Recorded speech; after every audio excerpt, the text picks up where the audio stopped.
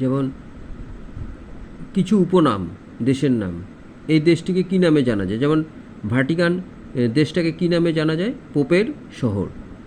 তারপর নিষিদ্ধ দেশ কাকে বলা হয়? তিব্বতকে। তারপরে আইল্যান্ড অফ পার্লস কাকে বলা হয়? বাহরিনকে। বাতাসের শহর কাকে বলা হয়? শিকাগোকে। জাঁকজমক শহর কাকে বলা হয়? নিউ ইয়র্কে। ওকে, এই ধরনের জিকে। যেমন নিশীথ সূর্যের দেশ কাকে বলা হয়? নরওয়েকে। সূর্যোদয়ের দেশ কাকে বলা হয়? জাপানকে। তারপরে চীনের দুঃখ কাকে বলা হয়? হোয়াংহো নদীকে। তারপরে চীনের প্রাচীরের দেশ কাকে বলা হয়? চীনকে। স্বর্ণ শহর জোহান্সবার্গ। তারপরে গ্রানাইটের শহর কাকে বলা হয়? স্কটল্যান্ডকে। পবিত্র ভূমি প্যালেস্টাইন। চিরবসন্তের দেশ কুইটো। সোনালি আঁশের দেশ অস্ট্রেলিয়া। লবণের দ্বীপ কাকে বলা হয়? জাঞ্জিরাকে। দারুচিনির দেশ কাকে বলা হয়? শ্রীলঙ্কাকে।